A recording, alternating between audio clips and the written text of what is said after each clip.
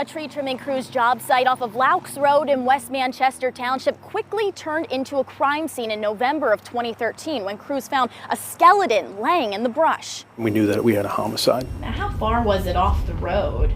You're probably only talking about maybe 15 feet. And you may have driven by the body for years. The anthropologists, they're saying anywhere from 3 to 10 years, but they won't rule out 18 to 20. Investigators say marks on the bones are what indicate a homicide. You can't do anything to further the case along until you find out who the victim is. Only finding a pair of boxers and a small dental plate, Sergeant Lance Kraut had to turn solely to science to identify the man they dubbed as John Doe, starting with Mercyhurst Anthropology in 2014. They felt it was a white male, probably in the age range between 30 and 55 years old. But as science evolves, so does the victim's description. Using isotope testing, the University of South Florida found the man had a high presence of corn maze in his childhood diet.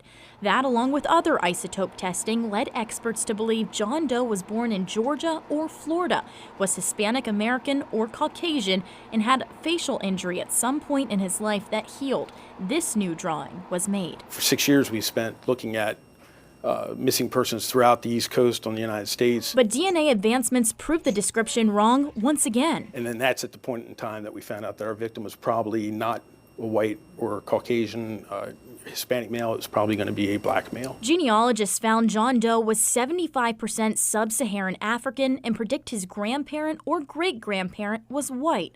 Now there are two different renderings, one reflecting what John Doe may have looked like after his facial injury. The skull had some obvious damage to the eye and the nose and the cheekbone, which is wonderful in a weird way because it's unique and people remember unique. But even if he is still not recognized, Sergeant Kraut says it will most likely be other people's DNA that helps identify John Doe. Right around 2019, we were actually able to get enough DNA that we were able to put it into GEDmatch and Family Tree DNA. Some users on GEDmatch and Family Tree elect that law enforcement can see their DNA data to assist in investigations. DNA testing has just revolutionized it because now the person can tell us who they are. We just have to decode it. John Doe's DNA fell into very distant family trees on these websites. You could be a third cousin, a fourth cousin to our Doe and be really, really useful. It just breaks my heart that, again, we don't know who it is, but someone out there for all these years, has been wondering what happened